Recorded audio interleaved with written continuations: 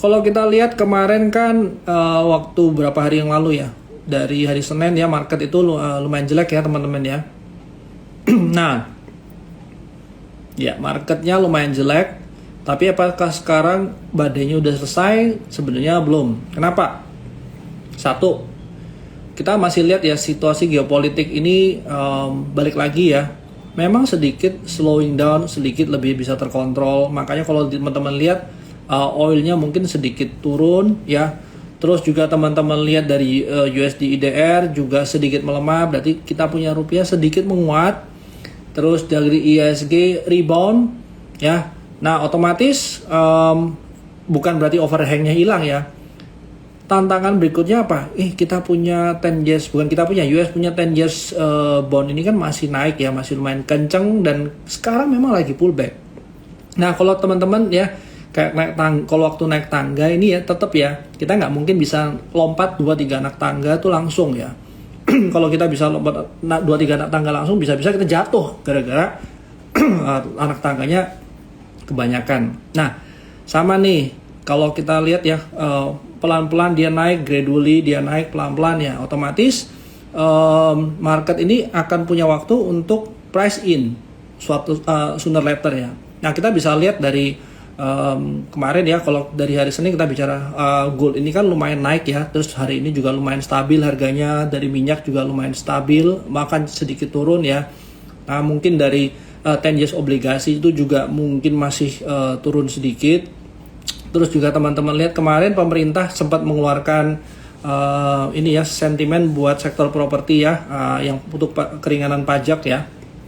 Terus dari teman-teman lihat kalau global memang yang isu perang ini sedikit melandai. Terus teman-teman juga masih ngelihat dari Hong Kong itu juga mulai ngurangin pajaknya dari 15% jadi 7,5% ya. Which is juga sentimen yang bagus, mungkin juga salah satu yang dari global atau sebenarnya regional ngelihat sektor properti ini juga udah terlalu murah dan mungkin harus tolong. Nah ini sebenarnya mungkin ada sedikit rotasi sektor ya teman-teman ya. Nah kalau sebenarnya 2-3 bulan yang lalu kita bicara soal EV, mungkin sekarang orang udah mulai males, udah mulai slowing down. Terus kalau sebelumnya kita bicara soal apa lagi ya, banks ya. Banks ini kan sekarang juga masih dapat cukup kita harapkan. Kenapa? BRI barusan keluarin juga ya, dia punya report, earningnya juga bagus ya setelah BBCA kemarin, dan most likely ini akan terjadi di bank-bank yang lain juga ya. Kenapa? Bank-bank besar seperti di luar itu juga dapat kenaikan margin ya, gara-gara dunia punya interest rate itu naik. Nah tantangan berikutnya apa? Tantangan berikutnya kita juga sudah lihat untuk capres cawapres ini juga sudah lengkap ya pasangannya ya, Pak Prabowo dengan Pak Gibran, terus ada Pak Anies sama Caimin, satu lagi mungkin ya Pak Ganjar sama Pak Mahfud ya. Ini sebenarnya sentimen apa lagi? Nah kalau dari sejarah belakangnya ya, data belakang, setiap kali pemilu ini sebenarnya alur ke consumer ini lumayan bagus ya. Seenggaknya kalau sampai bulan Februari nih teman-teman ya, pemilu, seenggaknya kita punya window sampai bulan Februari, sektor-sektor yang berkaitan sama retail atau consumer itu mungkin masih bisa cukup menarik. Nah overall kalau kita lihat dari IHSG ya, sebenarnya uptrend atau downtrend. IHSG secara kita lihat seminggu belakangan ya, itu sebenarnya masih downtrend teman-teman ya. Nah kalau teman-teman lihat ya, tiap hari terima dailies itu kita akan ada update ya, kondisi terkini IHSG seperti apa. Sebenarnya kalau kondisi IHSG sekarang itu masih downtrend, dan hari ini 2 hari berturut-turut dia rebound. Nah yang jadi masalah apa nih? Hari ini dia naik gap up nih teman-teman ya. Nah gap up-nya tuh lumayan gede. Gap up-nya kurang lebih di area berapa? 6.800 sampai 6.826.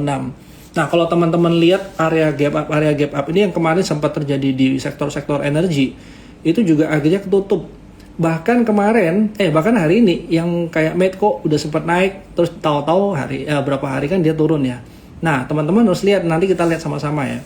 Medco itu juga ada ruang gap lumayan banyak ya, di atas ada gap, di bawah ada gap. di bawahnya lagi masih ada gap. Makanya kalau semuanya kita lihat perlu si technical untuk di-combine sama fundamental seenggaknya supaya kita dapat better price ya, atau sebenarnya better risk and reward. Jadi kurang lebih itu kalau untuk update makro ya. Secara fundamental sebenarnya banyak company yang lumayan murah juga. Nah, dari seasonality juga kita bisa lihat ya teman-teman ya, Oktober November ini memang cenderung IHSG itu bottoming. Nah, mungkin yang bisa kita harapkan apa nih?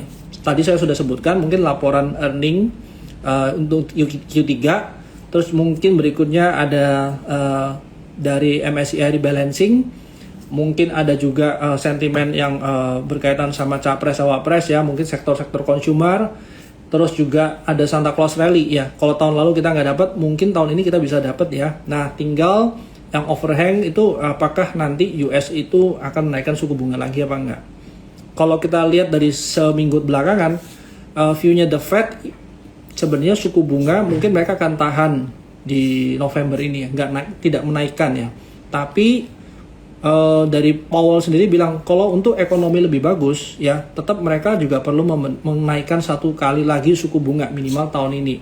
Nah, ini juga keadaan seperti ini udah kejadian dari awal tahun ya. Waktu kemarin waktu bulan 1 ya, kita nggak pernah tahu nih the next 11 bulan itu The Fed akan menaikkan suku bunga atau menurunkan suku bunga, kita masih gambling. Tapi ini udah akhir tahun ya. Kalau awal tahun ya kita sempat bicara dari Goldman Sachs lah, itu mereka juga melihat harusnya pemotongan suku bunga ini akan mulai agresif di Q4. Nah, di Q4 ini juga kita nggak pernah tahu di awal itu akan ada perang ya. Nah, sekarang Q4 mungkin kalau view all dari awal tahun, mereka harusnya Q4 ini mulai kencang nurunin suku bunga. Nah, kita masih nunggu ya teman-teman, apakah The Fed akan menaikkan suku bunga apa enggak dengan kondisi ekonomi yang sekarang. Oke, hari ini sambil kita discuss, sambil kita lihat chart juga ya teman-teman ya. Since kemarin dari hari Senin, hari ini juga udah hari Kamis, udah banyak chart yang berubah juga ya. Memang kayak sektor-sektor yang masih relate sama pemilihan presiden kayak PMMP itu masih dapat positif respon ya dari market ya, atau dari trader ya. Nah, tahu-tahu hari ini lumayan kempes juga ya. Nah, otomatis bisa aja market itu mulai balik lagi ke saham-saham yang ada di portfolio mereka sebelumnya. Nah, kita sama-sama lihat nih. Saya balik dulu kameranya ya. Ya, jadi ini kondisi terkini IHSG teman-teman ya. Kalau kita lihat ya dari IHSG dari market update daily kita udah ngelihat nih teman-teman, sebenarnya dari IHSG ini kemarin ekspektasi kita di 6742 ya support, dan kebetulan kejadian dan dia rebound.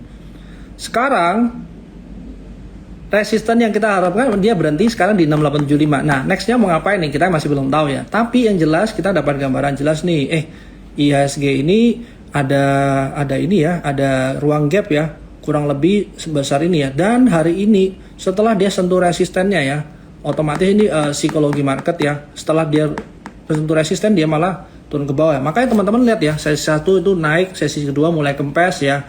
Tapi kalau teman-teman lihat yang naik itu bukan barang-barang yang 1-2 ya. Lumayan banyak ya penguatan di sektor-sektor lain tuh lumayan banyak ya. Apalagi kemarin ya, hampir semua naik kecuali teknologi ya. Teknologi mungkin kemarin sesi 2 barusan ditutup negatif ya. Nah, hari ini rata-rata setelah naik di sesi 1 mulai turun nih teman-teman. Nah, terus kita mau ngapain?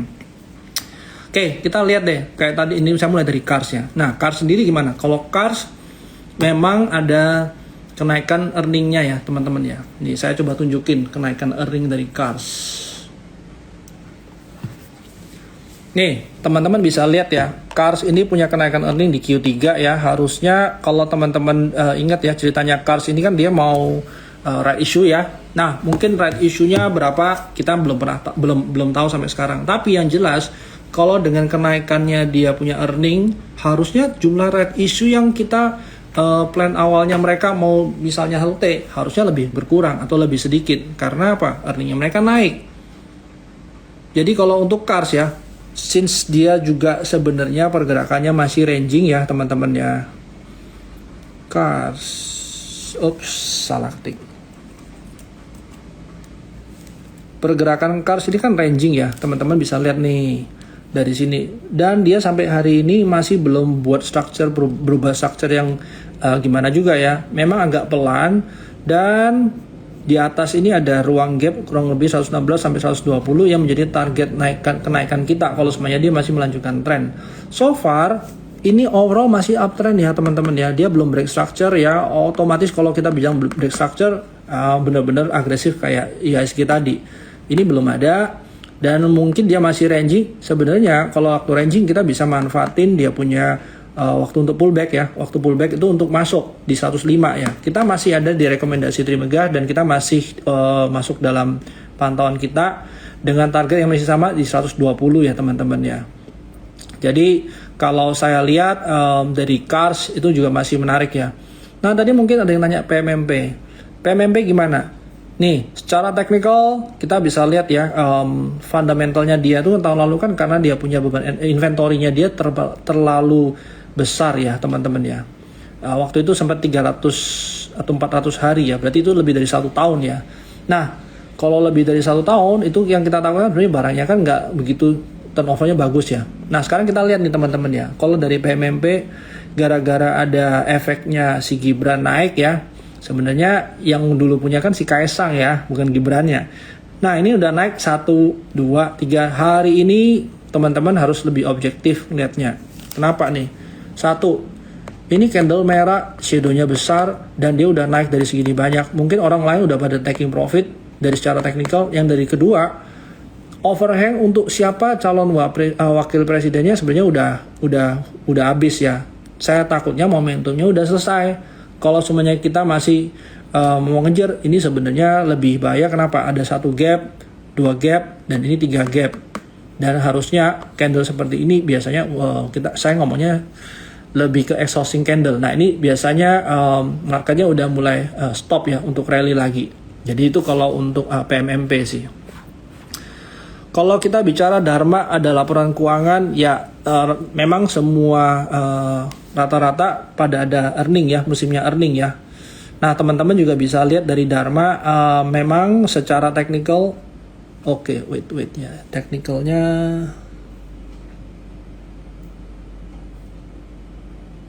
nih teman-teman bisa lihat ya, memang di area oversold, terus juga dia memang ada divergent juga. Ya kebetulan ada earningnya bagus, tapi ingat ya teman-teman, gambaran IHSG overall itu masih downtrend. Jadi kalau memang hari ini naik ya, teman-teman jangan lupa untuk sell on strength ya. Kembali lagi, kita lebih gampang profit bukan waktunya downtrend. Jadi kalau memang teman-teman lihat emiten-emiten yang lagi downtrend, waktu naik ya biasanya lebih wise untuk taking profit. Atau yang kedua, teman-teman masih nemuin emiten-emiten yang bergerakannya ranging, itu mungkin masih oke. Tapi kalau dia downtrend, sell on strength sih.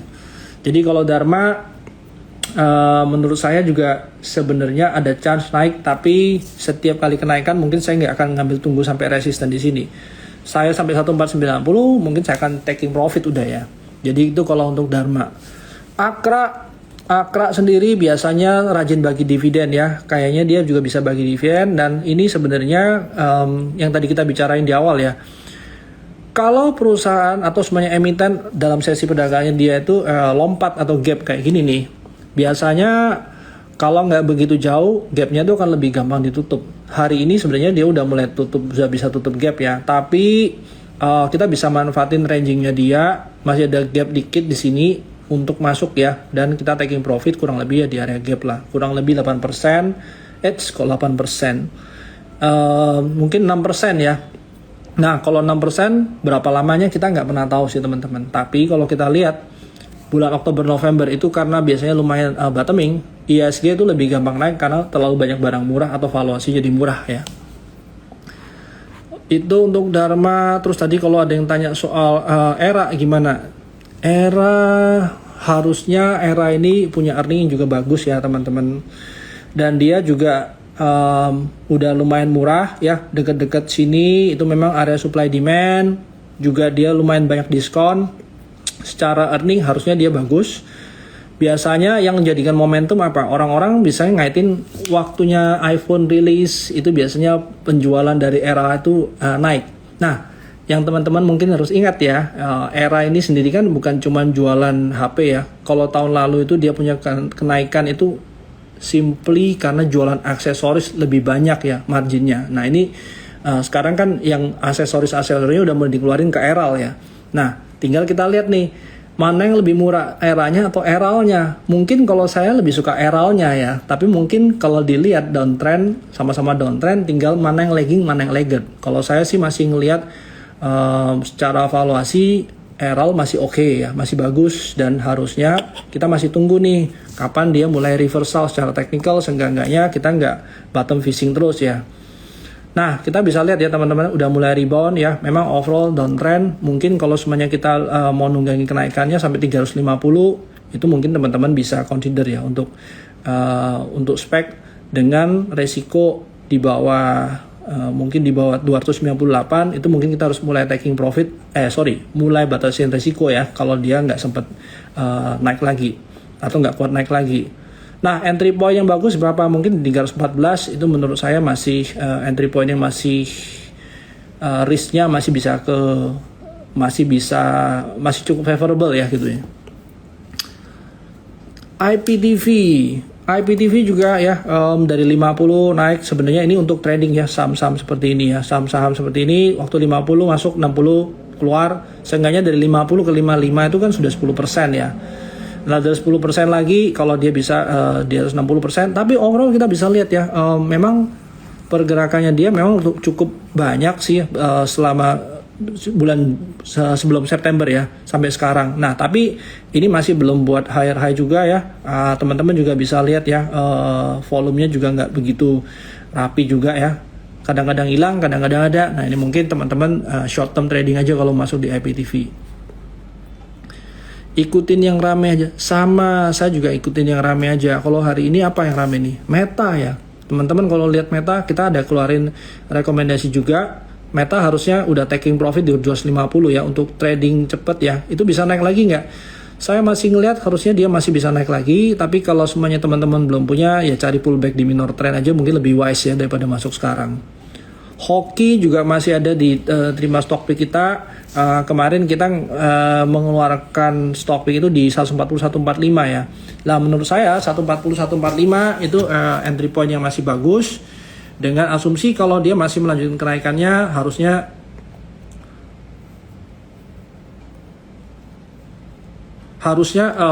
secara structure market dia belum patah ya. Teman-teman juga boleh consider. Tunggu ada yang bisa di ini nggak? Oke.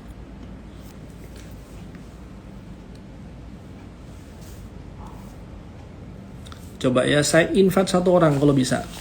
Jadi hoki juga masih ada di kita punya stock pick ya, masih di maintain juga. Ada PTRO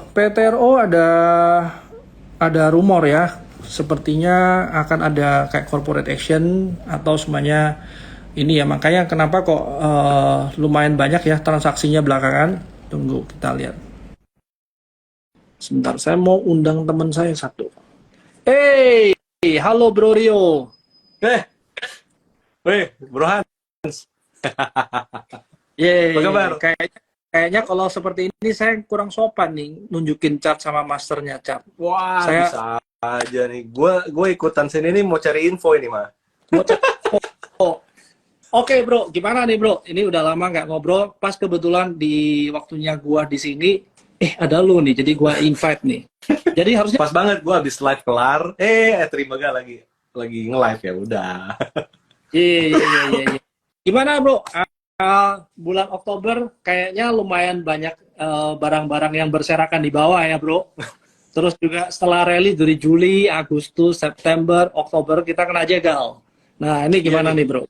Ya, gue nggak tahu ya. Kayaknya kan kemarin kan turun kan karena abis udah ada kepastian capres cawapres kan. Cuman gue rasa. Nah, halo bro. Sorry ini apa connection sinyal.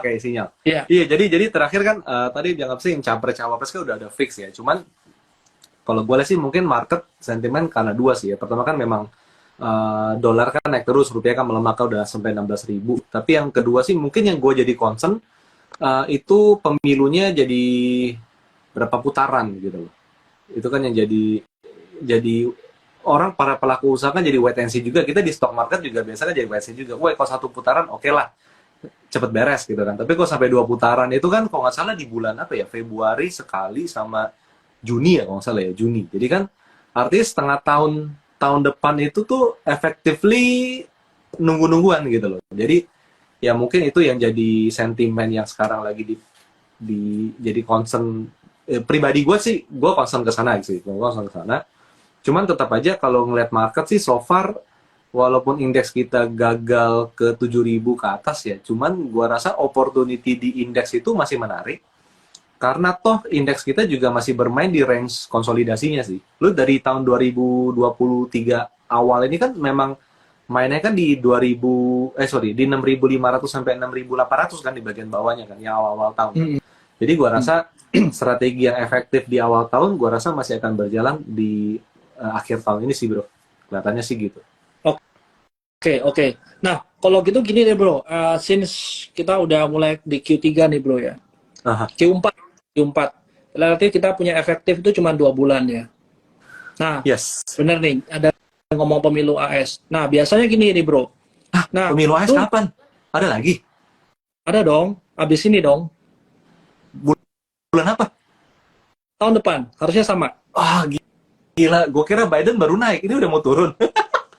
Udah, bro. Udah cuma 1 periode. Kalau dulu orang-orang kayaknya maunya jangan Donald Trump ya. Ternyata sekarang kalau berantakan juga nih, bro. Susah juga. Nah, orang makanya kayak...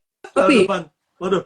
mungkin ada biasanya kebijaksanaan yang seperti ini, bro. Kalau lu mau naik 2 periode atau mau melanjutkan lu punya dari partai lu yang sebelumnya, itu kebijaksanaannya itu biasanya contoh ini seperti yang di Indonesia ya, ada paket murah untuk pembelian rumah. Jadi positif bagus. Nah, sama nih di US nih, kalau semuanya sentimennya nggak bagus di periode terakhirnya dia, most likely untuk next periode itu dia punya partai nggak bisa menang, bro. Iya, betul. Nah, itu juga mungkin sama-sama harus kita lihat di kira-kira paket apa yang menarik mereka akan keluarin stimulus untuk betul. At least jadi benefit buat kitanya lah ya, yang mungkin lagi butuh insentif tersebut gitu loh. Iya, betul.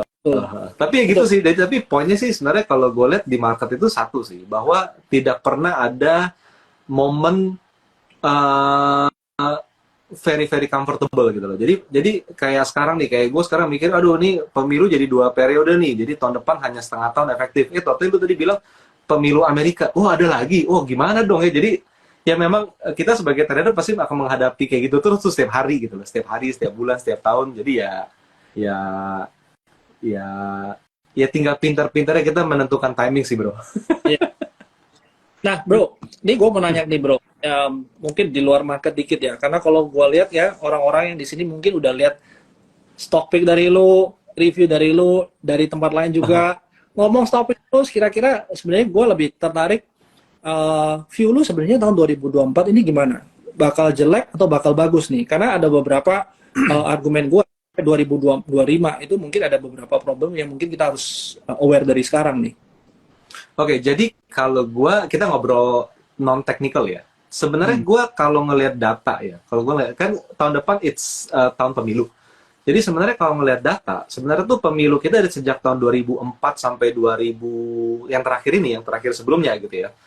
Itu tuh semua mostly positif. Teman-teman bisa lihat, mungkin teman-teman yang udah di stock market dari sejak tahun 2010, 2015 segala macam.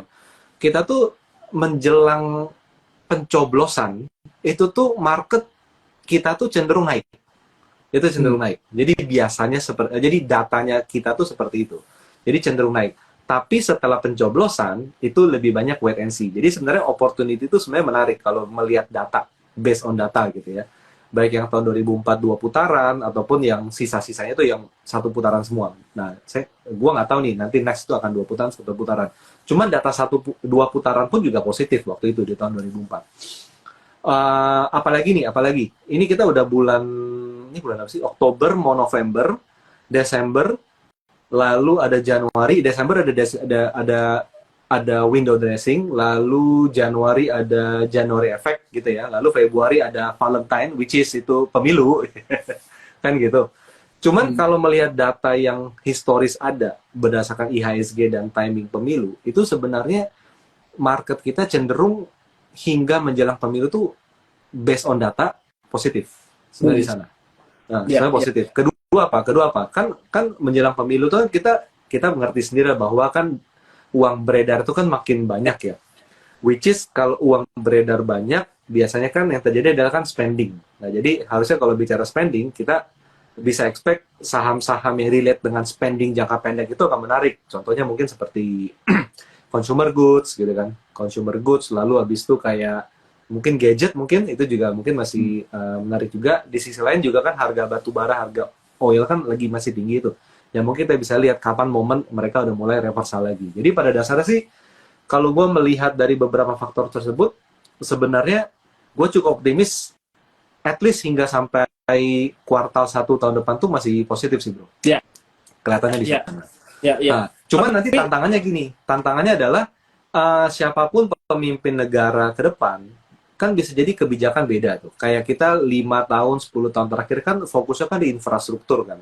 Infrastruktur. Nah, next-nya tuh apa? Apakah pertanian, apakah yang lain, edukasi, apa segala macam itu kita nggak tahu. Jadi ya jadi big picture itulah yang kita mungkin masih akan lebih wait and see untuk next strategi kita seperti apa. Cuman bagi gue sampai Q1 tahun depan, gue sih optimis di sana.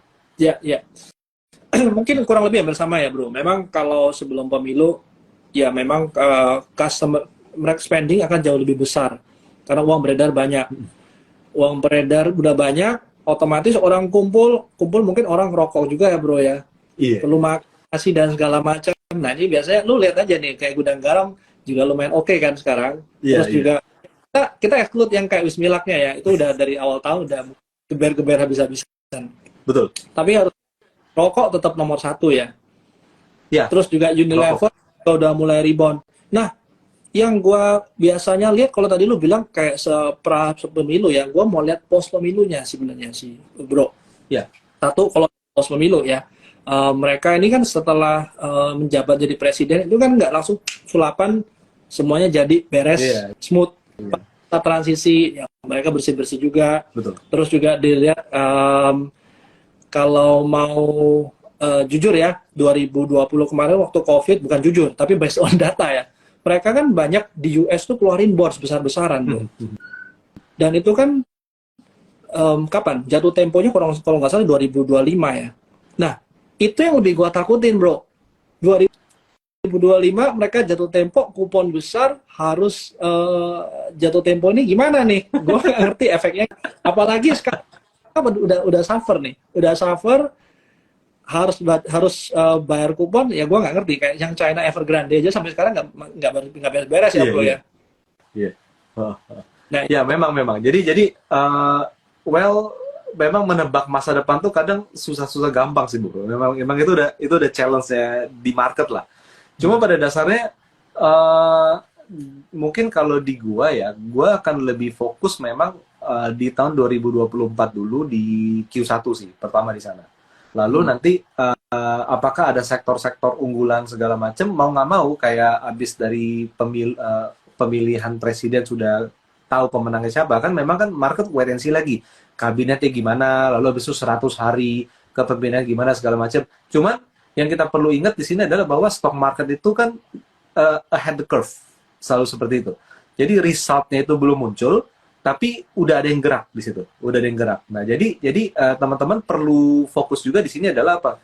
Jadi ketika pemilu udah selesai, pada dasarnya bahkan menurut gue sebelum pemilu selesai sih, itu coba diperhatikan apakah ada sektor-sektor yang bergeraknya sudah berbeda daripada yang biasanya gitu loh.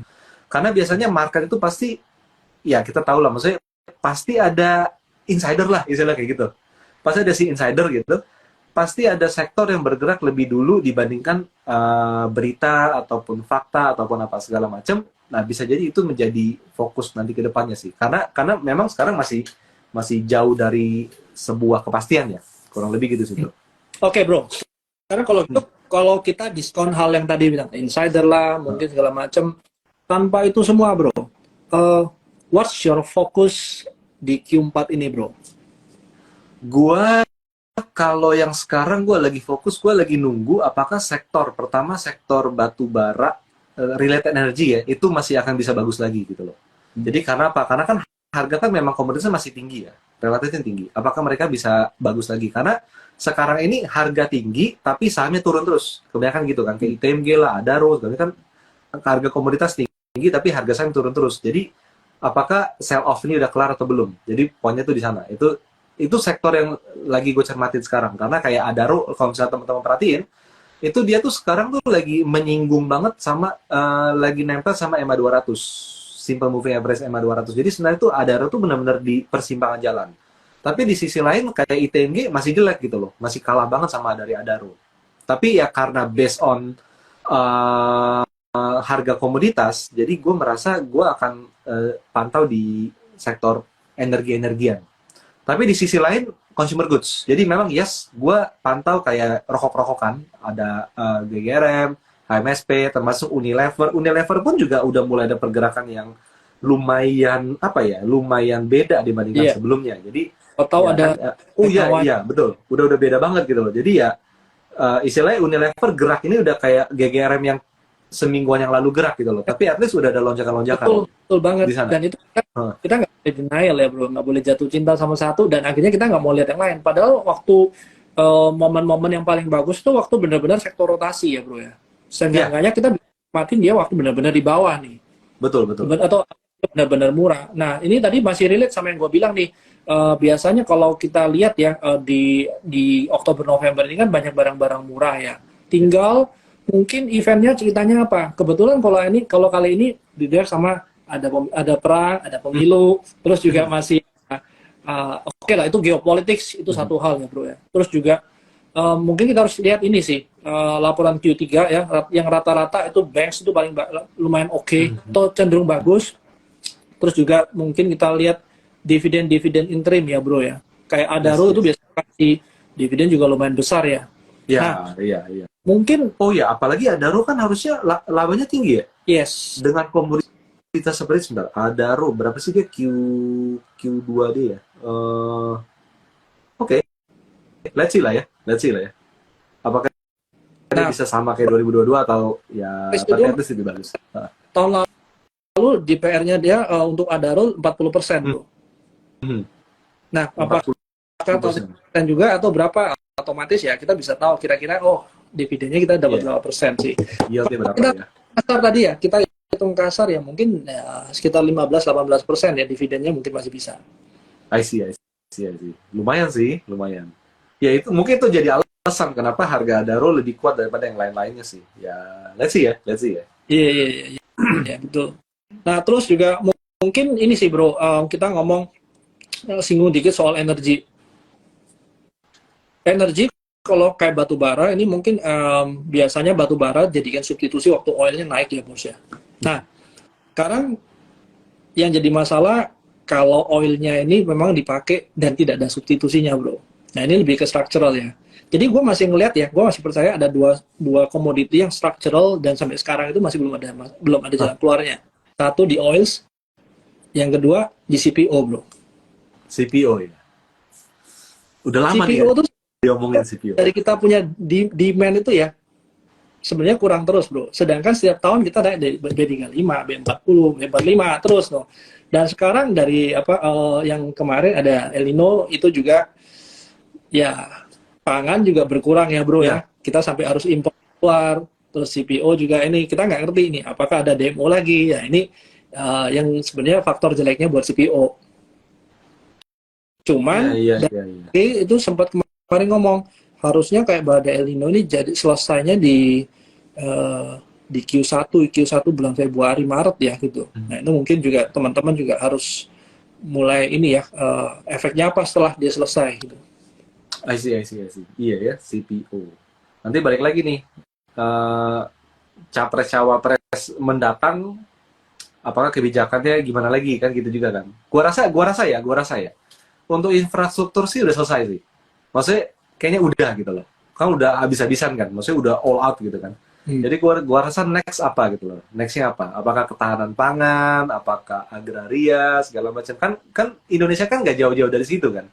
belajar Sama dari alam, bro, ya kan gitu. setiap pemilu selalu ada properti bro. Ah, Tiap tahun loh ya, kayak rumah murah, pokoknya macam-macam lah selalu ada properti gitu. iya iya iya iya iya, betul betul betul. Properti apa biasanya nggak kalah ini bensin murah bro, oil murah. Ini selalu. Yang belum pernah ada kan rokok murah bro. Rokok murah, iya nggak ada sih. WIM itu apa namanya? Evo ya? Apa Evo? Apa itu? Rokok murah Wim. Gue nggak Murah. rokokan sih bro. Iya. Teknologi gimana bro? Kok teknologi?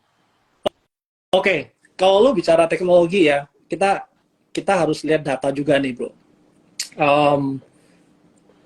Teknologi ini musuhnya suku bunga. Oh. Kalau semuanya lu mau seed funding ke teknologi, berani nggak sekarang, apalagi suku bunganya segini tinggi ya. Lu lihat kayak berapa 10 years obligasi aja berapa sekarang. Iya. Hari ini udah 4,9 bro, naik lagi. Lu kemarin Iya. udah sempat turun ya, akhir ya Iya. turun dulu deh sampai ke 4,7. Nah, berapa sih yang paling dekat yang kita prediksikan ya bro? Lu coba hitung ya pakai Fibonacci atau segala macam. Itu mungkin 5,1 bisa dapat sih bro. What happen kalau dia di 5,1? Suku bunga naik semua. Lu mau pinjam duit juga takut dong bro. Susah, Lu mau bro. invest teknologi juga takut. Iya. Apalagi sekarang ya memang kan yield Indonesia sama US kan ini juga ya. Enggak, maksudnya dari sisi Indonesia pun juga gue baru keinget sih. Akhirnya kan memang mungkin tren suku bunga Indonesia kan masih akan naik juga. Otomatis kalau semuanya mereka naikin suku bunga, kita harus jaga ini dong bro, harus stabilitas rupiah. Iya. Makanya kalau kemarin ya ngomong ya ada chance sih pemerintah harus keluarin harus keluarin obligasi global untuk jaga rupiah. So kita tarik lagi. Tapi kalau besok dia naik lagi sampai 5,1, 5,2, 5,4, what happen? Lu harus keluarin berapa kali suku bunga? Lu mau betting ke teknologi sih ngeri sih. Gempor. Iya. Dan apalagi ya, teknologi ini belum ada earningnya bos. Kalau lu lihat sekarang ya, kayak Arto juga earningnya nggak lebih besar daripada bank-bank lain ya. Sementara bank-bank lain ya, bank-bank lain nih sekarang earningnya berapa gede gara-gara ada kenaikan suku bunga. Betul. How about teknologi? Cinta. Yes. Ini sih harus, gue rada ngeri sih kalau teknologi. Iya. Belum. Nah, gue cuma considering aja. Kadang kalau harga saham itu udah turun 80-90% dari puncaknya itu, kadang itu udah mulai cukup asik untuk dilirik.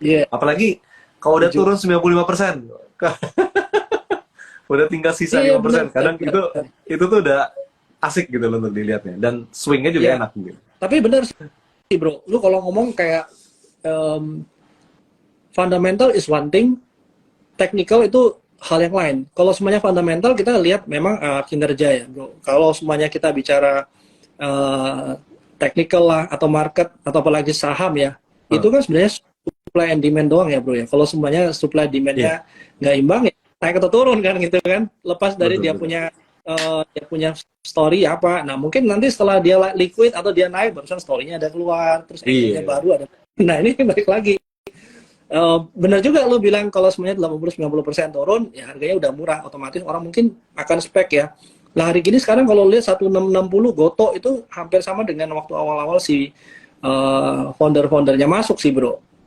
Even harga RI-nya something kan, otomatis hari gini mereka nggak condong gitu. Iya. Kalau Arto ya. Iya juga sih.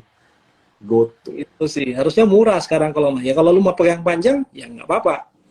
Tapi ya berapa lama kita nggak tahu, selama belum ada reversal ya kan. Paling ya momentum trading aja sih, momentum trading. Kadang soalnya gitu, kadang kalau saham-saham yang kecil atau teknologi atau yang memang secara fundamental belum jadi gitu ya, kadang gerak itu kadang juga suka bisa tiba-tiba gitu loh.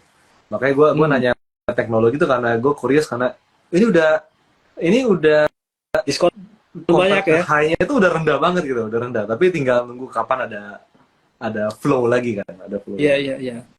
Nah, di sisi ini sebenarnya strategi satu, lu bisa main fundamental, which is kalau main fundamental, lu kuat untuk pegang lama, berarti lu harus make sure ini fundamentalnya bagus, just in case dia balik itu lebih gampang. Iya. Yang kedua, lu main short term, karena lu tahu sekarang sektor rotasi cepet banget ya. Betul. Yang ketiga, lu memang main yang secara tematik ya. Mungkin kayak apa nih? Kalau tadi gua lihat tematik gua ke oil sama yang ini CPO. Nah, itu CPO. mungkin masih kita bisa dapat ininya.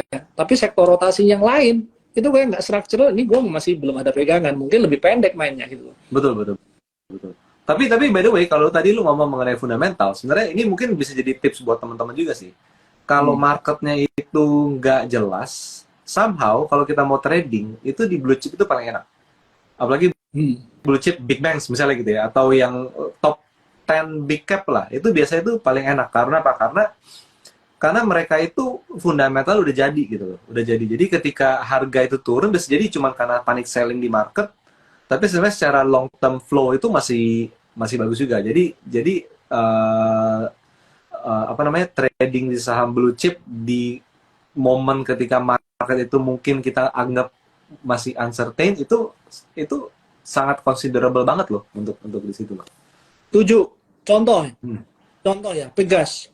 Pegas waktu di zamannya COVID itu sebenarnya nggak bagus ya bro ya. Hmm. Tempat dibawa turun, tapi dari harga dia turun ya dari 1895 itu balik lagi 1895 walaupun sekarang lagi pullback ya bro ya. Iya, iya, iya, Nah, iya. ini gue inget banget dulu gue punya satu murid ya, dia punya Pegas waktu itu belum ada reversal, dia tanya sama gue gimana. Oke, ini sebenarnya udah naik. Kalau semuanya lu mau buang sekarang sih tanggung. Lebih baik lu tunggu aja naik barusan lu buang. Nah, kejadian sih bro, itu mungkin cuma butuh waktu kurang lebih 2-3 bulan sih dia udah bisa exit. Ush. Iya, Sama itu tuh Mas enaknya tuh. juga, BBCA juga, BBRI, Iya. BBRI juga. Kenapa ya? Seenggaknya itu BBCA paling gila ya. Setiap kali dia, dia udah stock split, balik lagi ke harga stock splitnya. Lebih Gila tinggi sih. bakal lebih stock split berapa kali lagi. Ya ini kejadian sama blue chip. Nah sebenarnya enak lagi, ada strategi lain nih. Ya gua biasanya ngomong sama klien-klien gini. Berapa klien tuh ada yang rugi sampai 80%. Lu rugi 50%, lu harus balik 100%. Lu dapat 100% dari mana nih? Nah, gue hitungin nih. Hmm. BBCA BBCA itu mungkin 3-5 tahun ya. 5 tahun tuh 300%, bro. Ah, Seenggak-enggaknya nih, kalau lu mau tidur tenang, BEP doang nih ya, nggak cuan. Lu masukin aja BBCA, gue bilang nggak usah pusing. Seenggak-enggaknya lu 5 tahun balik modal, bros. iya, iya, iya, iya. Iya. 300%. Ya. Ah. Bahkan itu lebih opsi lebih menarik daripada reksadana saham loh. Oh, itu Iya ya. kan? Nah, itu Kadang bisa bro. dikonsider juga memang. Di saham lucu itu bisa juga gitu loh. Iya. Nah, tinggal kapan nih? Lu udah tahu barangnya, yang jadi masalah berikutnya timingnya lu masuk kapan? Ya timing waktu masuk ya waktu barangnya murah. Waktu murah tuh ya waktu marketnya jelek tuh. Waktu jelek ya biasanya Oktober November banyak berserakan. Gue yakin 1-2 bulan dari sekarang itu akan 1 bulan dari sekarang akan ngomong, ya ini loh barang bagus banyak, itu banyak barang-barang LQ45-nya bos, bukan Iya, iya. barang-barang mid cap-nya. Betul, betul, Gue betul. yakin setiap kali Oktober November ini berulang. Yes, yes. Jadi serok bawah lah. Bener. Dan enaknya apa kalau LQ45? Lu nggak peduli takut nih salah technical. Lu masuk aja, lu diam salah technical, nggak cut loss juga masih aman, Iya, bos. iya, iya, iya. Benar, benar, benar, benar, benar. Benar, benar. Itu sih kalau Kalau soalnya kalau kalau kita di saham di luar itu yang middle cap, small cap gitu, lu salah posisi nggak cut loss, bonyok-bonyok banget gitu loh. Turun 50%, 50% gitu. lu Kalau lihat, kalau di LQ45 sih apa ya? Safe trading banget deh, enak gitu. iya. Lu lihat yang tech itu, gua lihat bos, itu benar-benar 70%, Gila. 80%. Tuh tayang sama gua mau balikin dari mana? Gua juga bingung sih. Gua bilang kalau lu mau ya lu tambah modal, lu trading yang itu small cap lagi. Iya, iya. Tapi lu punya apa namanya leverage itu lebih enteng daripada lu sama sekali nggak masuk ini ya gitu. Mantap, mantap. Nah sambil sambil ngobrol bro, ini mungkin kita jawab beberapa pertanyaan nih. Ada yang tanya soal brand nih. Brand ini harus dijawab bro karena udah naik berapa persen, tahu-tahu market caps itu jadi kayak top 10 ya, orang barang-barangnya udah pada naik semua ya. Kecuali apakah dia akan ada chance masuk ke MSCI nih bro, masuk akal nggak itu? Oke, gua punya prinsip bahwa kalau saham habis IPO udah naik sebanyak ini, biasanya akan istirahat. Sebenarnya di sana. Jadi kalau saya tadi mengenai MSCI bisa jadi sebenarnya apa? Pada dasarnya kenaikan yang terjadi sekarang itu sudah reflect bahwa bisa jadi masuk ke MSCI di sana. Karena stock market tuh gerak duluan dibandingkan entah itu pemberitaan, entah itu actual segala macam report itu pasti bergerak duluan. Biasanya tuh menurut gue ya biasa tuh bergerak itu sekitar 3 bulan sebelumnya. Jadi kalau misalnya ada suatu berita yang akan muncul 3 bulan lagi, kadang harga tuh bergerak 3 bulan sebelumnya. Bahkan teman-teman juga bisa lihat nih, coba perhatiin saham-saham yang rally, coba dicek 2 bulan, itu geraknya 2 bulan. Setelah 2 bulan dia konsolidasi dulu. Kenapa? Menjelang berita atau setelah berita. Tapi setelah beritanya inline atau resultnya inline, dia bisa rally lagi. Tapi biasa kalau rally itu juga 2 bulan lagi. Jadi menurut gue ngelihat brand ini ketika ada konteks nyinggung MSCI, gue rasa bisa jadi iya. Bisa jadi iya. Tapi apakah dia bisa naik lagi? Kalau gue pelajari dari kayak dulu ada DCII gitu ya. Beda sektor sih ya, beda sektor ya. DCI, lalu ada ADMR gitu kan. Ada ADMR, lalu ada apa lagi kemarin ya? MBMA. Kayak yang lupa. Oh, MBMA ya. Enggak, bukan MBMA. Kayak yang IPO tuh naik terus aman. kayak, tapi itu lebih banyak pas pandemi sih. Aman. Apa? Aman seperti itu. Pada dasarnya harusnya istirahat dulu sebenarnya. Harusnya istirahat dulu. Aman, jujur gue no idea sih, ini aman sih dahsyat banget sih. Cuma pada dasarnya kalau sebenarnya gini sih, reasonable nggak sih brand itu masuk top 10 big cap? Gua rasa enggak. Cara valuasi sih nggak akal ya, Nggak. mahal bos.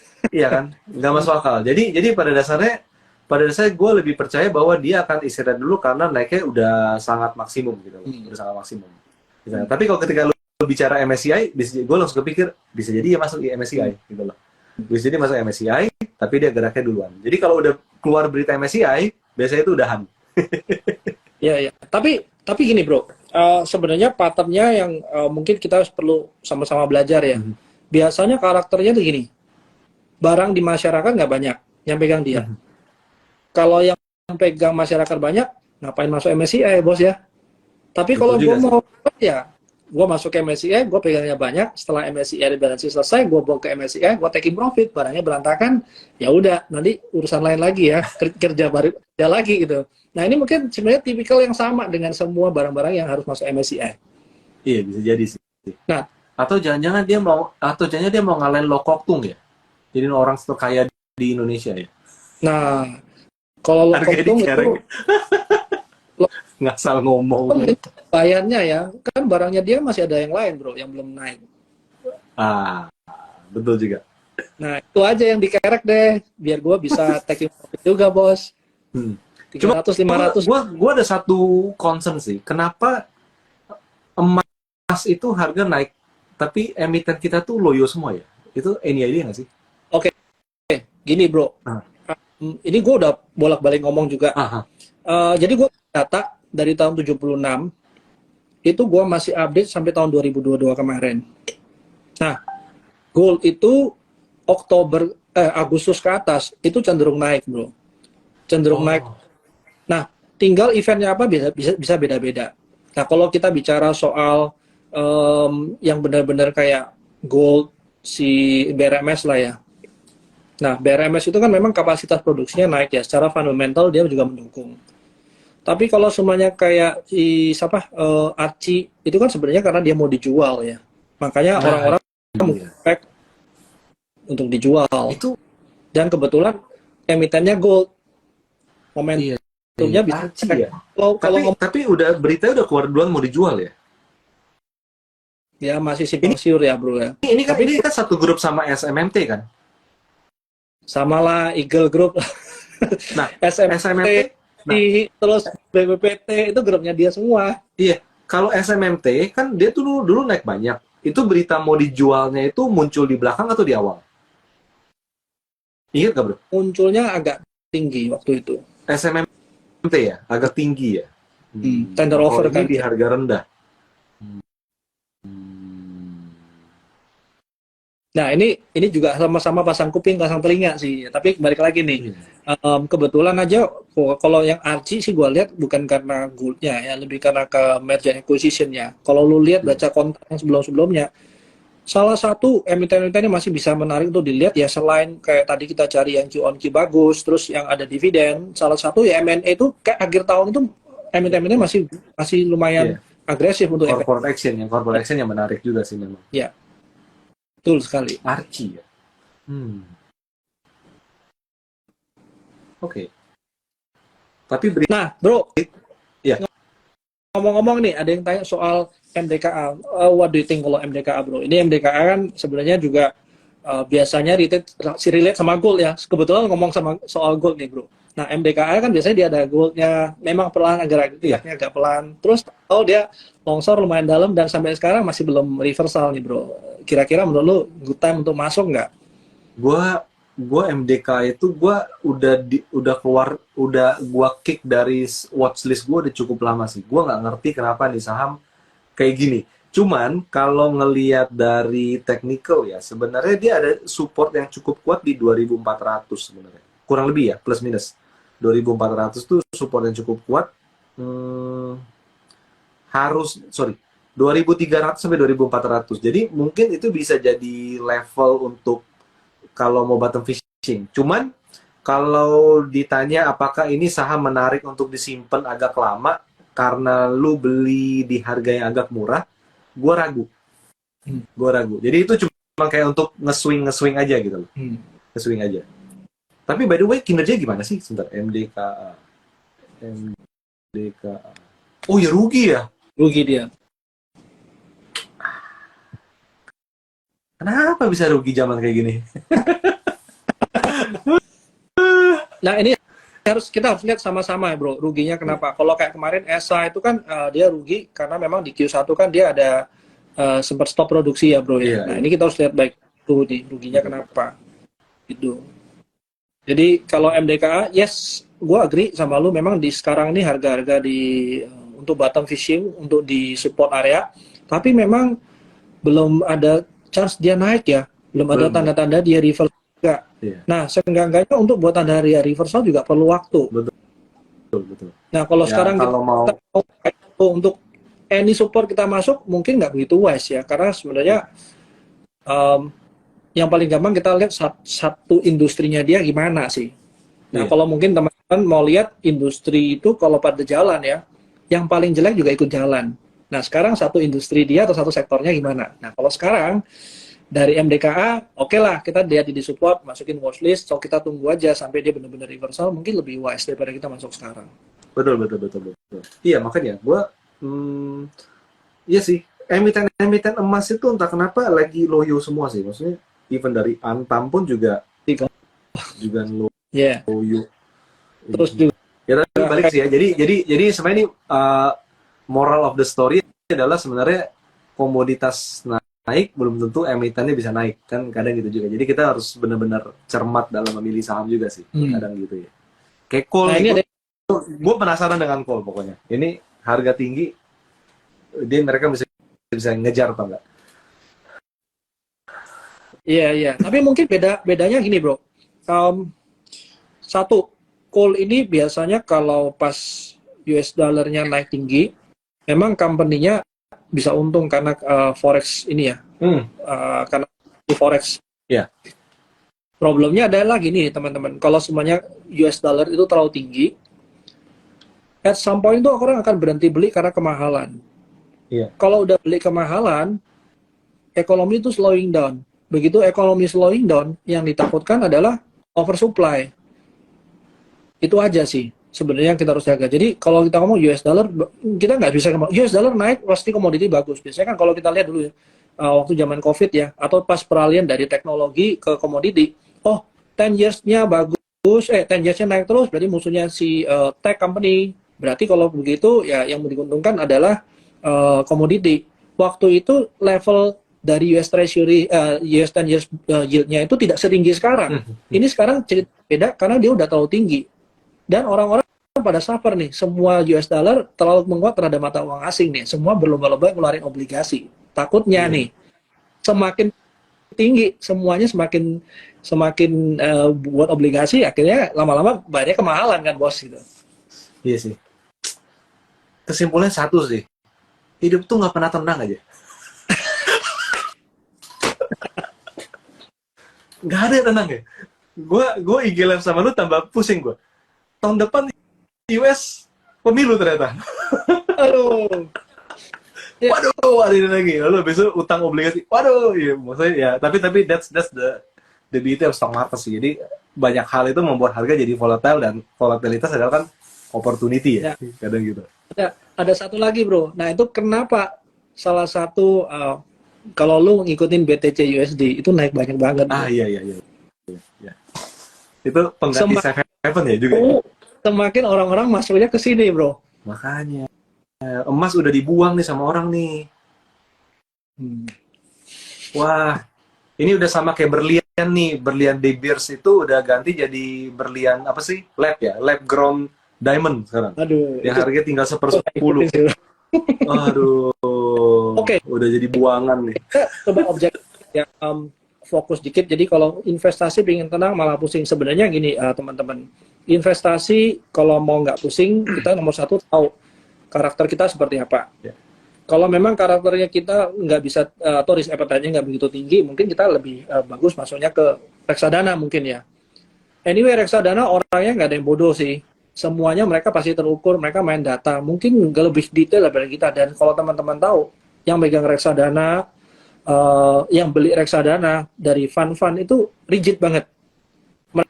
Mereka pakai data itu nggak bisa kayak ada rumor dan dia masuk, nggak. Mereka benar-benar lihat data fundamentalsnya, story growth-nya benar-benar legit. Kalau nggak, problem mereka tuh bukan rugi, problem mereka nggak bisa keluar bos. Kalau lu masuk, liquidity lu cukup nggak untuk keluar? Gitu. Kalau nggak ya, gitu. Betul. Tapi memang, gue selalu saranin juga ke follower gue, somehow lu ketika trading saham, lu perlu punya reksadana juga, reksadana saham. Jadi lu punya benchmark gitu. Benchmark jagoan mana nih?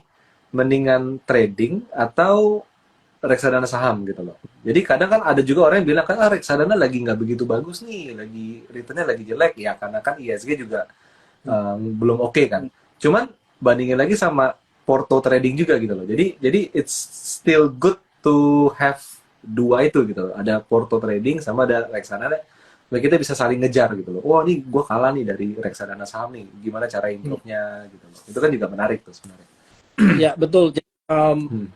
Ya ini ada yang ngomong Bastara Low Volatility. Gue bukannya mau jualan ya, tapi memang Bastara Low Volatility ini performanya bagus. Teman-teman bisa lihat. Dan kebetulan kalau Bastara Low Volatility itu cuma dijual di Trimegah sih. Teman-teman, ya kalau mau tanya Bastara Low Volatility itu nggak cocok ke gua, mungkin lebih cocok ke Jogi karena dia yang pegang reksadana. Tapi memang secara return ya teman-teman bisa bandingin dah gitu. Nah itu cuma dijual di Trimegah, ya teman-teman bisa cek lah gitu. Kalau semuanya kita bicara reksadana bagus atau enggak, ini tergantung reksadana apa yang kalian punya. Kalau memang reksadana saham pas lagi market jelek ini ya atau volatile ya, mungkin orang-orang profitnya nggak bisa begitu bagus. Tapi kalau mungkin yang model ada obligasinya, hari gini obligasi tuh tinggi bos, yieldnya lu tinggi lu masuk sekarang. Sebenarnya timing yang bagus nggak untuk masuk waktu lu punya yield tinggi, otomatis ya lu masuk ke obligasi, reksadana obligasi ya harusnya not bad dong. Ya. Betul. Itu sih. Jadi kalau risk appetite-nya, gue yang nggak mau terlalu resiko, ya mungkin lu lebih baik divers, lu punya berapa portofolio ke ini sih, ke yang ada reksadana, mungkin yang lebih kayak fixed income, nah itu mungkin boleh lihat sih. Iya betul juga. Yieldnya udah tinggi. Yieldnya tinggi. Berapa lagi udah tinggi? Nah sekarang kita ngomong yield paling tinggi kita kan berapa? 7,7 ya, waktu itu di Oktober 2022. Nah teman-teman bisa lihat, just in case harga kita punya bonds itu ke arah sana lagi ya, sebenarnya udah dikit lagi nih bro. Apakah bisa lebih tinggi nggak? Seenggak-enggaknya kalau kita lihat chance kita naik ke sana, yaitu waktu lu masuk obligasi bos. Waktu lu masuk ke minimal reksadana obligasi, karena lu pasti returnnya lebih besar daripada lu masuk ke saham sih. Nah ini betul.